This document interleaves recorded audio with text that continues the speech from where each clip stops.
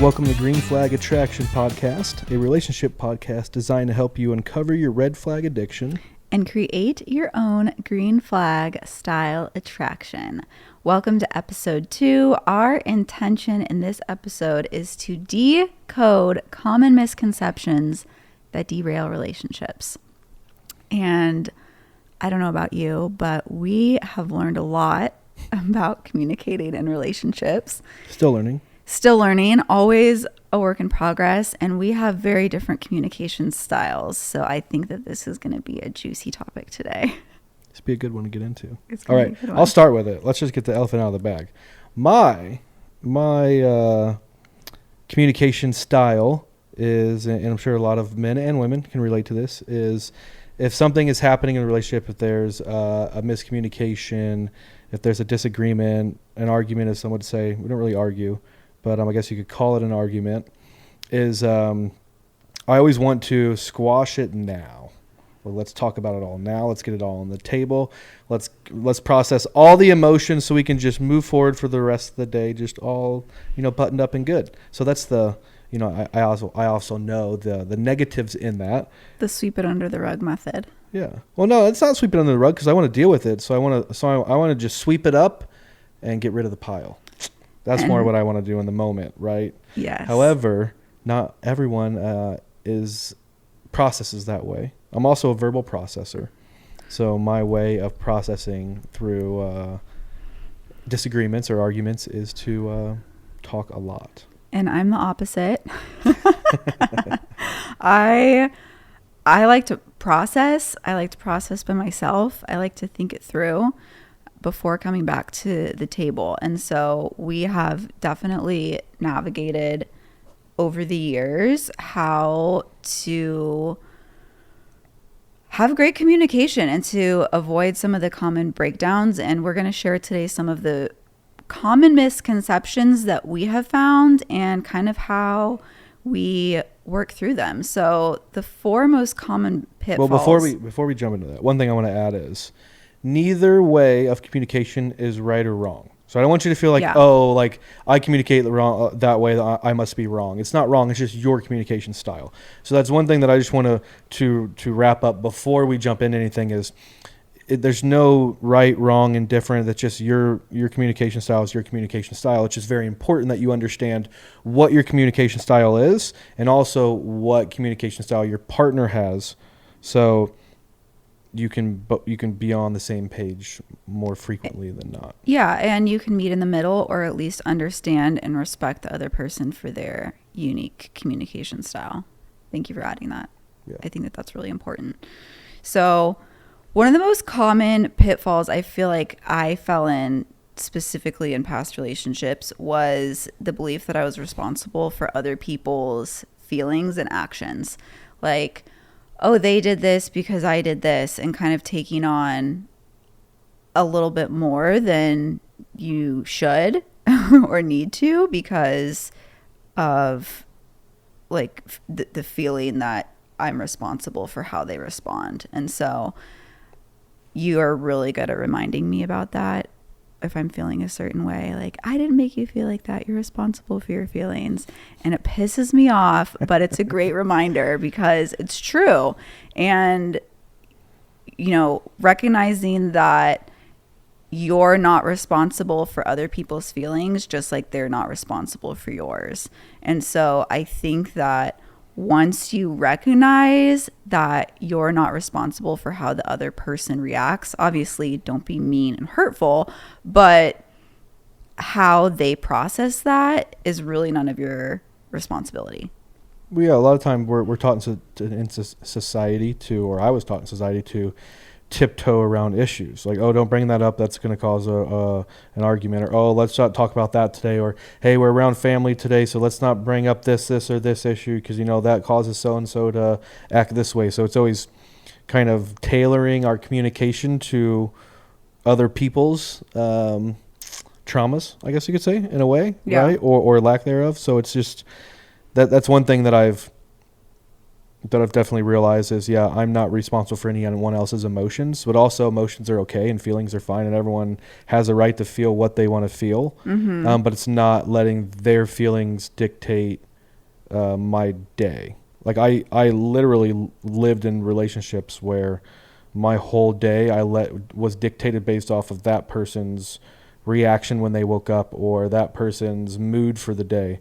So my whole entire existence was I was putting it in control of someone else. Yeah. For a long time consistently, right? But I was also taught that, as I've done more self-work and working on myself and my traumas, that's something that I brought from childhood.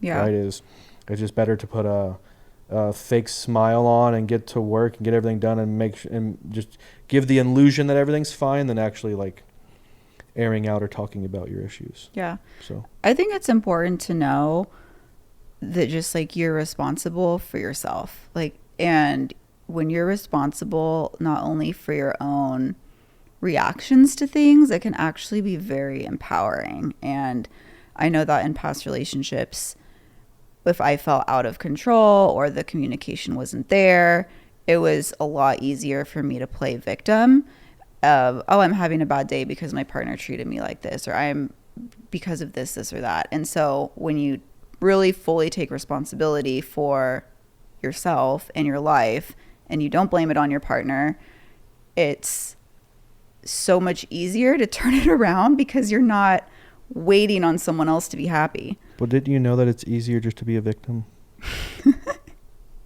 It's easier just to find a reason why. I mean, it is easier in the short run, but in the long run, I'll have to disagree with you on that. Yes. So you can see my sarcasm. Yes. But. So pitfall number 2 is what we call in our family mind reading. So this one, I'll take over this one. This is more my department. And it's not just me, and I've realized that, right, as doing the work, is a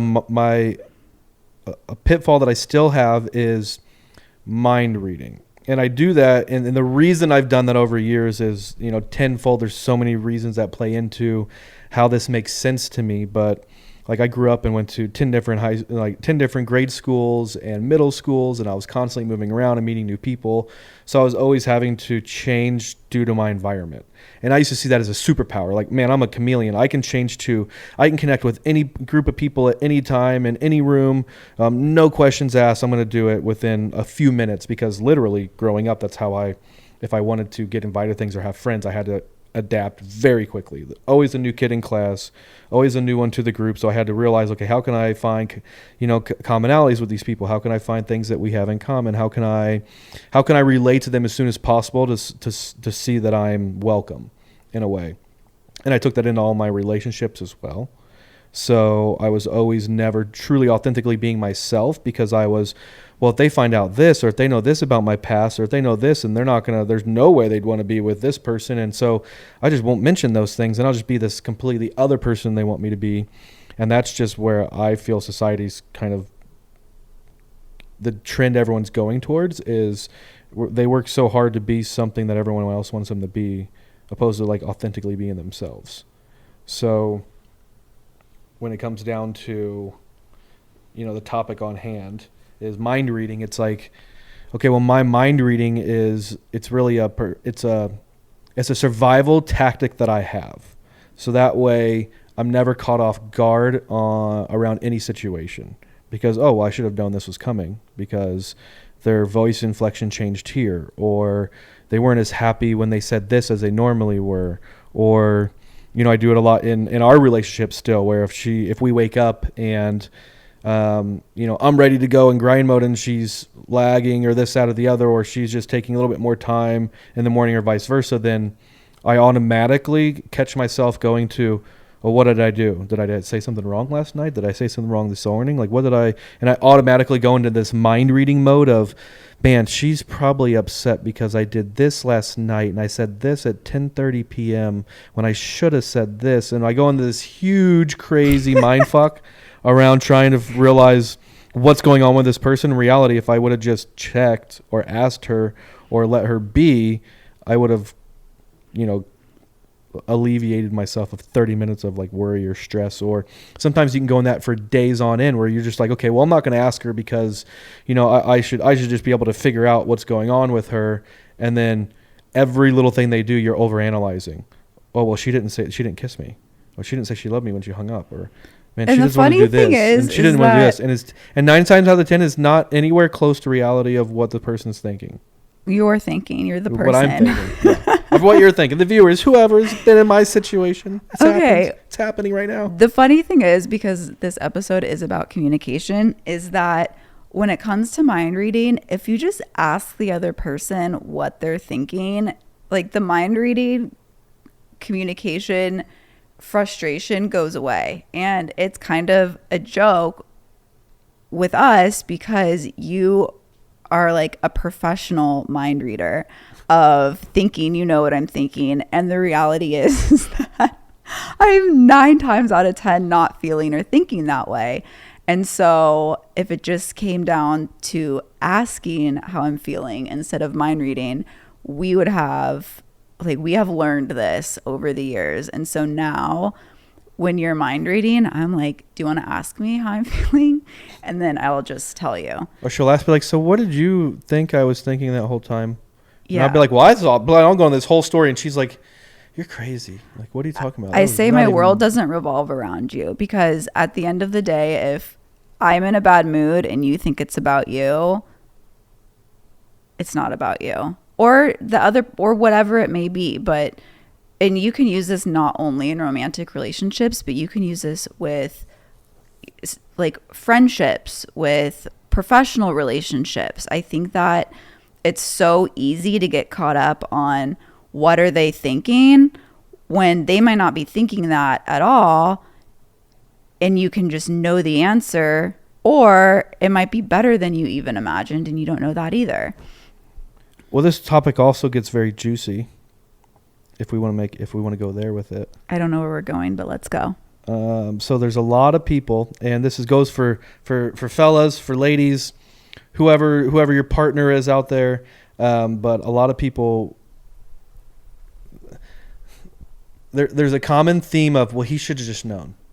You should have known what I was thinking. You should have known he should have done this, and you have this expectation set of how your partner should act under almost every circumstance you can think of. There's a certain way. Yeah. There's a certain way that this person should react. There's a certain thing they should say, and no matter how they react, it's never the right. It's never the right thing, and they never reacted the right way. So that's one thing I want to talk about, because mind reading is very big when you're in a relationship that lacks communication. Yeah. When all you have is mind reading, it's second nature. You're going to default to that, and it's almost impossible to turn off because you're only human. So the reason that we don't have as much, or I don't have as much mind reading as I did before, was because I have a safe place to go to ask you questions. When something feels off, or when I feel a certain way about something, I know I can just bring it up and talk to you about it, regardless of how I'm feeling, as long as I bring it up the right way, or we talk about it constructively. Then it's not going to be an issue. And in most relationships of friends that I know or that I've been in the past, all of my past relationships, it was 100% around mind reading, right? Of, well, you said this and you said this and you should have said this, and I just wanted you to do this. And it's like, okay, well, as men, literally I'm just talking for me. I guess I can't talk for all men, but for me, if you don't tell me what you want, there's no way I'm ever going to be able to hit those marks. Yes. And I'll lead that into our next thing of common pitfalls for communication breakdowns is not communicating your expectations. And I feel like these go hand in hand with the mind reading, because if you are appropriately communicating your expectations to your partner, at that point, they're either choosing to uphold it or not. But until you communicate what those are, the mind reading is almost just like second nature, because there's nothing else for you to stand on. I love the quote that disappointment is unmet expectation. And so if you are disappointed by a partner in your relationship, what is that expectation? And did you communicate that expectation? A great example that I feel like is kind of like a sensitive topic for some people is like men buying flowers for women. And there's so many women I've met that are like, oh, he never buys me flowers. And it's like, okay, well, did you ask him to buy you flowers? You should just talk about the lemons. We watched the breakup last week. And at the end of that movie, not at the lemon scene, but at the end of the movie, she says, like, you never buy me flowers. And he says, on our first date, you said that you didn't want flowers. And she says, everybody wants flowers. But how is he supposed to know that if she said that she didn't want flowers and she thought that they were a waste of money? And so when it comes to... Yeah, he feels like he's crushing it because he's not buying flowers. And he's like, I listened. She said she didn't want flowers. I'm doing my thing. And in the reality, she's upset this whole time because... Exactly. And I think that there are women out there who genuinely don't want flowers and do think it's a waste of money. But then there's also women out there that say they don't want flowers, hoping that their man reads their mind and are upset when flowers don't come on Valentine's Day. So when it comes to communicating with your partner, are you communicating your expectations? And if you're not, why are you not communicating? Are you fear of being rejected? Are you fear of them saying no? Are you afraid that if you finally ask for the flowers and he doesn't bring the flowers home, that you don't feel like you were worth it? And so all of that comes back to what you can control. And you can control how you view yourself. How other people treat you has nothing to do with your worth. And until you communicate your needs to your partner, like, you can't keep expecting different results. Yeah, I was going to say that. Yeah, if you need your hair done once a month, and if you need nails, and you need someone that you can do date night with, and that you like have these certain needs, and make sure that you show up and have those needs, like make those needs known. Yeah, that's the thing. Is a lot of women and men, right? A lot of people in relationships, and this also goes to, and I don't want to get people twisted, but this also goes to your friendships, right? Like, we're a relationship podcast, but it's not just about intimate relationships. Like, your friend relationships are just as important. And it goes the same thing where you're trying to fit in a box for your friends or mind read or so forth. For everything we talk about here can go into your regular everyday relationships with family members, with friends too. So that's one thing I just wanted to jump on real quick. Yeah. But yeah, I mean, it's unmet expectations are huge, right? Yeah. But how can you meet an expectation that you're unaware of? So that's one thing you have to ask yourself is this person not meeting my expectations? And if they are, do they know what my expectations actually are? Yeah. Because if they don't know what your expectations are, then you can pretty much assume that they're going to get unmet. Yeah. In a way, right? Or you can't be upset when they become unmet because you never put those out there in the first place. I also do want to touch on the fact that just because you have an expectation from someone doesn't mean that it's in reality. Because you also have to take people for their actions and believe who they are for their actions, not what they say and not what you would expect them to do. And I think that it's another reason why it's so important to know what you want, because if you don't know what you want and you're constantly being let down or disappointed, it's like, okay, you had a level of expectation either for that person or for yourself. Like why are you disappointed by that thing? And so when it comes to knowing, like, you really, really have to be sure on that. Yeah, 100%. And that's just everything in life, right? Is anytime that we're feeling lack or there's because it's an expectation we had for ourselves didn't become true. Yeah. Right. And just live in reality, because if they let you down over and over again and you keep being let down, like, I have some expectations for people that are on the floor. Like, there's no expectation for them. I still love them, but my expectation that they're going to be there in certain capacities is not realistic because of the continued behavior that's on repeat. Yeah, like if you have a partner that you're dating and all they want to do that you're with them is get drunk and have fun and go to the bar and head to the club, but your expectation is to wife them up and have a family and this, that, and the other, then you're living in false reality. Yeah. Right? Because literally the actions that they're showing is not indicative to the expectations that you have set for yourself or for your relationship. Yeah. So that's another thing, is a lot of people say they want these things, but then they show up in environments that completely contradict what they want. Yeah. So just getting true on, what your expectations are in a relationship and life. And all right, so common pitfall number 4. Ooh, I like this one. Your friends can't help you. Okay.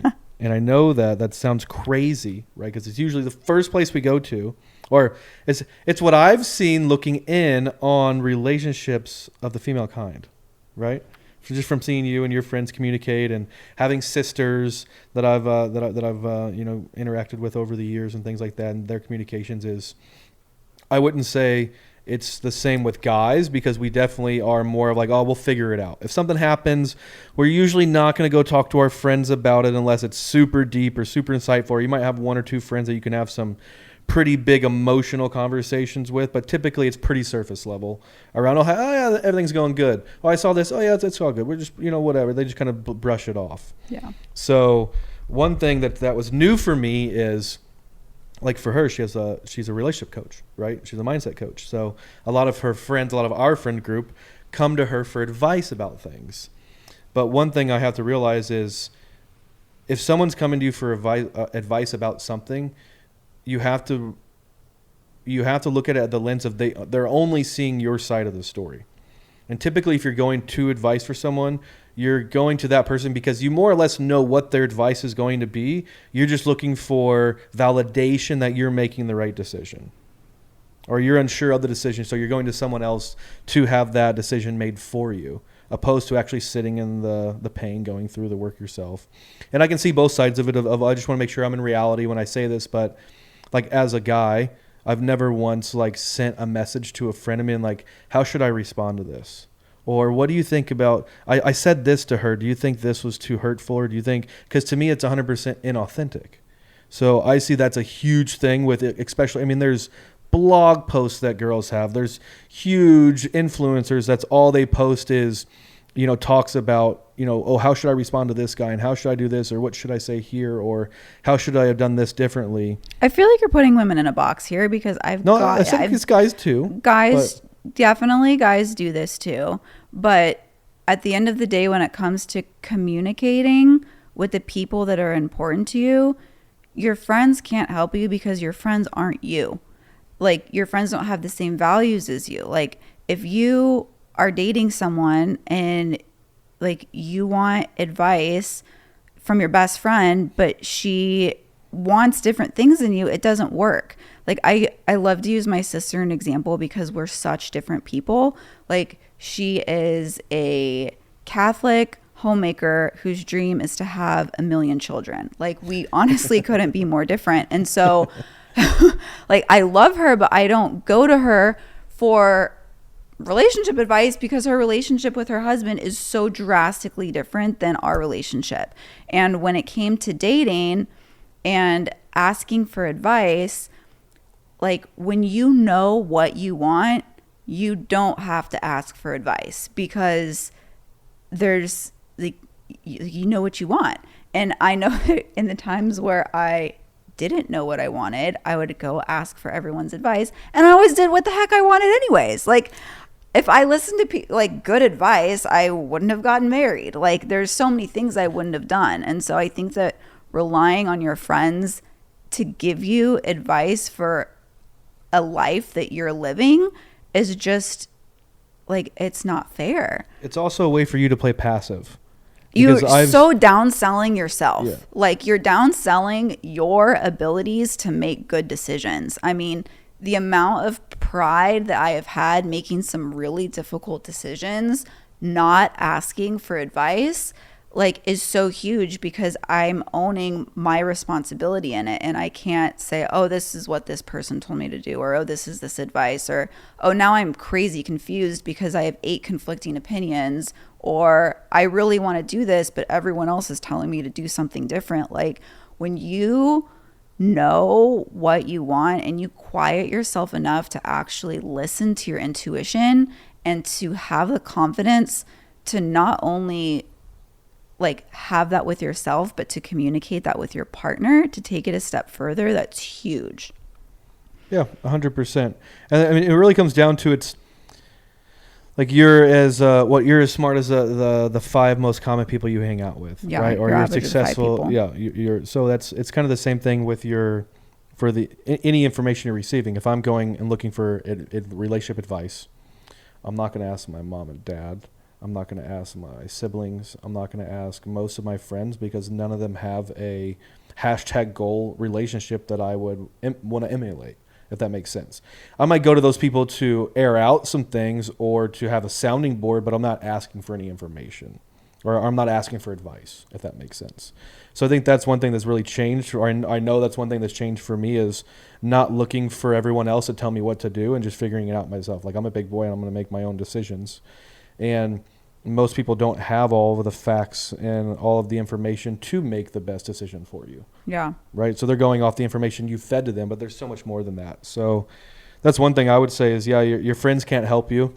You're the only one that can help yourself. So if you find yourself relying on everyone else to tell you what to do in relationships, it's just because you don't have trust in yourself to make the right decision. Yeah. And it's there. Like, it's in you. It just takes practice. And it's just like a muscle. And I remember starting and building that muscle for the first time after being a people pleaser pro and trying to make everyone else happy. It was like, okay, I actually do have a lot of wealth of knowledge and wisdom, and I can trust myself in this. So when you have communication breakdowns, and I know that this happens sometimes with us, how do we get back on track? Because I think that is the most important part, because believing that you're always going to have perfect communication and there's never going to be misunderstandings that's never happened with us.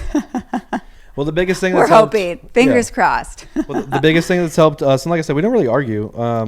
We don't really have fights. Yeah, we don't raise our voice. Yeah, we have disagreements, but we don't really have fights.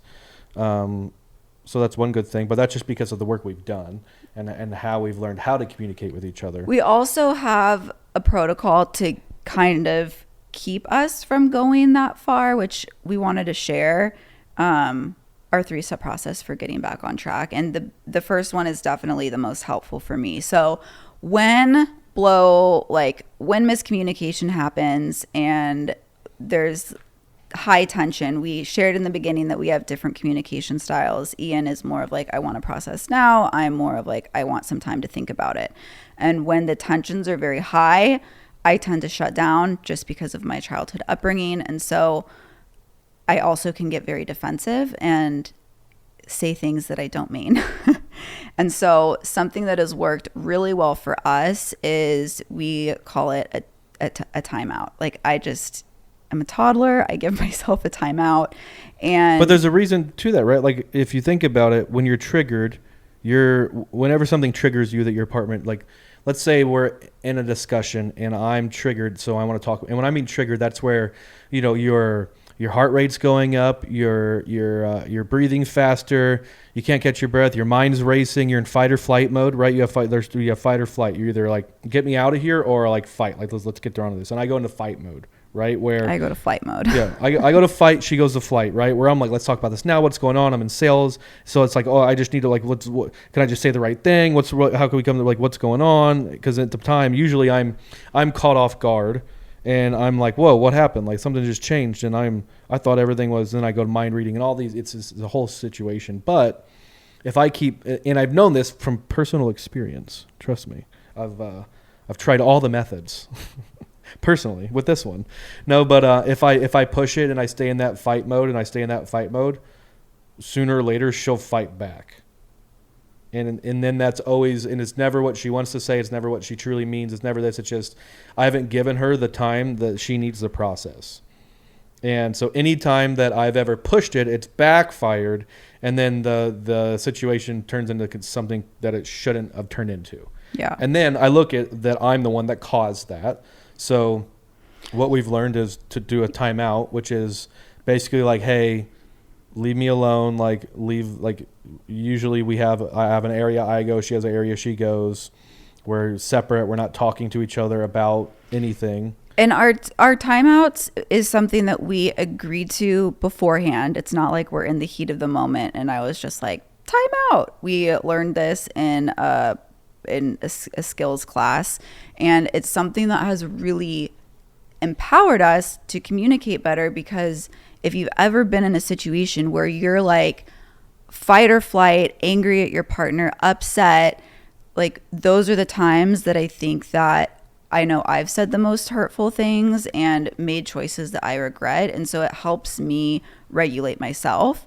And it's something we've agreed to beforehand. So first off, when you call the timeout, like there's no more talking. It's like timeout. We are not allowed to talk to anyone else. So this is not when you call your friends. Like, he's pissing me off today. It's like, this is our reflective time within ourselves.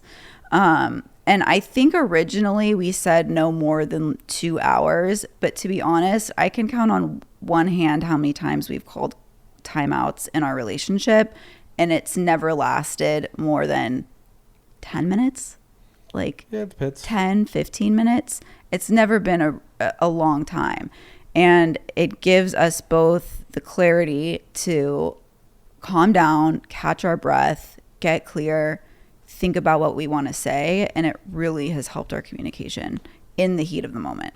Because you have to realize that typically you communicate how your parents communicated. That's all you know. And one thing that's always stuck with me is people only do as good as the tools they have. Yeah. So everyone has a different bag of tools that they were taught as kids or after, in their adult life and so forth. But that's one thing that is putting that timeout worksheet has been a game changer for us because it's like, hey, when we get upset, we're going to leave each other alone. But you know that it's not sweeping it under the rug. It's not just going away. Yes. We are going to talk about it. It is going to come back to the situation. We are going to get to say our feelings about how we felt about the situation, and no one's wrong. And that also brings us into another portion of this is ask questions that are I, not you. Yeah. Or it's all the language that you use, the language pattern. So if I come back into it after taking a break for an hour and I'm like, well, you did this and you did this and you made me feel like this and this, then you feel attacked and you get in defensive mode, when in reality it has nothing to do with her and it has everything to do with me. So how I felt and the reason that I did this or the reason this made me feel this way, you're taking ownership around what happened with you and you're not putting that ownership on another person. Yeah. I think just get curious, ask a lot of questions. When we call the timeout, whoever calls it is the person who needs to bring it back. So it is your responsibility. Like for myself, when I call a timeout, I'm the one who comes back and restarts the conversation. And so I just wanted to say that because we didn't talk about that. And when I come back, I usually will start asking questions like you were saying, like just get really curious, take the defensive hat off. And if you truly want to have great communication with your partner, then it starts from wanting the same outcome, which is resolution. And so when you take that breather and think like, our outcome for this is resolution, let's get curious to figure out why this happened so it doesn't happen again. You're coming in with a different perspective versus like, I want to be right or I want to prove that person wrong. And so I think that the curiosity piece for me is just like, okay, like what happened here? Like, why did this happen? And how can we prevent this from happening again? Yeah, one thing I wanted to bring up is also once you've done enough work, like I said, we've done over a year consistently, 2 years of really jumping into our past traumas and, going through the work ourselves in a classroom setting, right? So it's not like just something that we learned how to do in a book. Like we've been trained, like taught around how to do a lot of this, yeah. But it's also realizing that like it helps when I know when she's triggered, what triggered that. So, this comes up because this happened when I was a childhood that made me feel this way, and this is what it brings up. Like me knowing that, like the where those trauma. If you're once you're that open with your partner, right? If you have that, and I hope that people do have that comfortability with their partner. But that's one thing that's really helped me, and I know that's helped you. Is like one big thing I had a trigger was like abandonment, right? Like I was always afraid, like this fight, this is the fight, this is gonna be it, this is gonna be over, she's gonna leave me. It's like over something. It just that's the trigger I went to from childhood, right? As I went to abandonment. So it's just realizing that like the more you can talk through why things come up for you also and give them input on, oh wow, like this person's reacting this way, but I remember when they told me it's actually because of this, and it's not me. It's this time in their life that they're triggering back to subconsciously, right? Yeah. And it just gives you a little bit more grace on when why people are acting the way they do, especially looking back on previous relationships. I'm like, oh, this is why this person did this all the time or did that. If I would have known this then, I would have had much more grace around this relationship. But it's just like I didn't know because I didn't do the work before. Yeah. I think it just goes back to the very beginning when we were talking about that you're not responsible for other people's feelings. And so just because you triggered someone, that's not like necessarily your fault. And so I think that as we've grown through our communication, we kind of do understand like our growth areas and specific topics. Like for you, your abandonment, and that was a big one for me as well. And so learning to work through those and recognizing when the other person is triggered, like it's not you, it's just previous trauma, and kind of coming as a united front to work through it.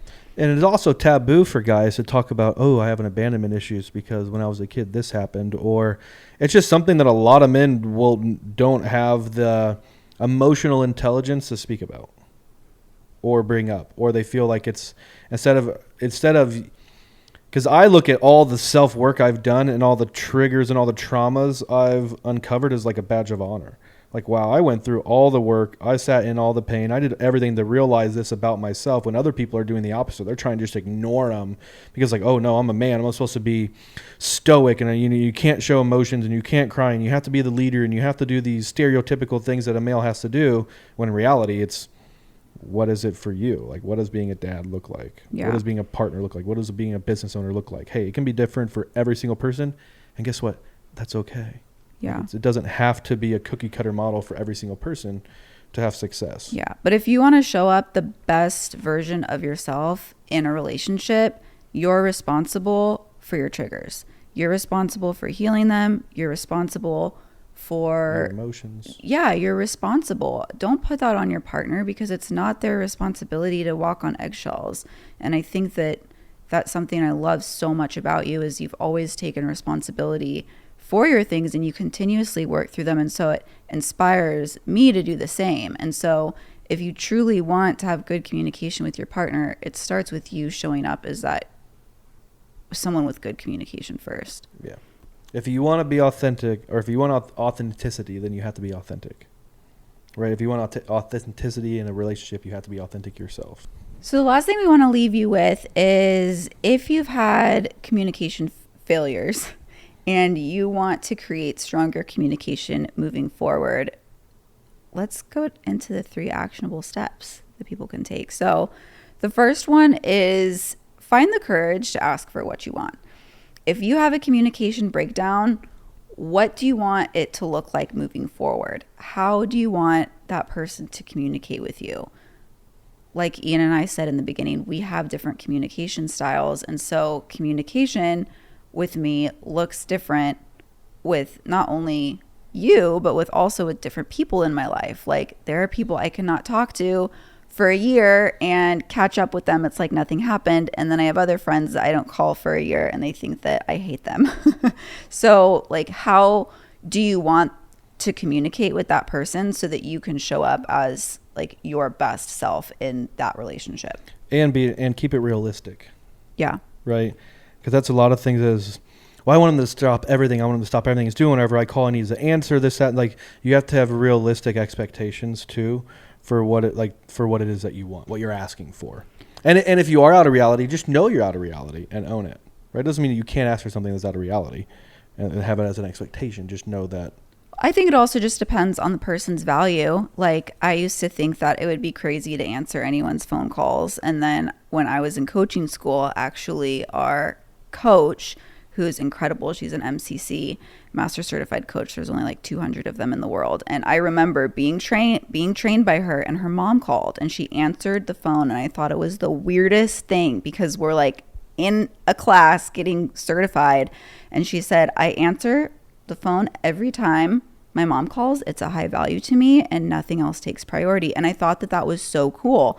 So if you truly want someone to answer your phone call every single time, you're going to have to find someone who shares that same value as you, right? So I don't think that it's necessarily being unrealistic. It's just, you also have to like have a relationship where the person wants to talk to you as well. That brings a good point too, though. Like that's a value of hers. So she found a career, she found clients, she found a medium, any way to make that a reality for her. Hey, like you couldn't do that at any corporate world. Like, oh, sorry, I'm in a corporate meeting. My mom called. I have to take this phone call. No, it's a value to her. So she created a coaching program around how to do this, and now she has the ability to live life how she wants to within her values. Yeah. Because it was something that she knew that she wanted and she asked for. Yeah. It. So have the courage to ask for what you want. Yeah, I know what that is. All right, the next one. Next one is finding the cause in the breakdown. Right? So that's a big one where, like, where is the moment where everything went wrong, or what could you have done differently in communicating with your partner, or what? And I always go to automatically as humans we go to what did the other person do that I didn't like about their communication, but start it with what did I do to cause this breakdown? Even if you feel like you're 100% in the right, you did everything wrong, this person is just crazy. Really, like the information you receive is only as good as the information you give. So you can't expect someone to act a certain way. Like everyone has their own life to live in a way, right? So when it comes down to it, when you have to look at what caused the breakdown, what did I do to cause that breakdown in communication? Yeah. So really think about, like, when we have breakdowns in communication, I always go back to, okay, was I pushing too much? Did she tell me she needed space, and did I actually listen to that? Was I actively listening to her, or was I focused on what I was going to say next to be right? Like where did I mess up in the communication? And there's always somewhere that I could have done better, I could have improved on. Yeah. Right. And then that also gives you grace on the other person. You're like, okay, well, if I did this wrong, then what did that, push this person to do? Yeah. Well, she reacted this way. Well, she probably acted that way because I did this. So it's going into it next time. I can really, if you don't know what you're doing wrong, you can't change it.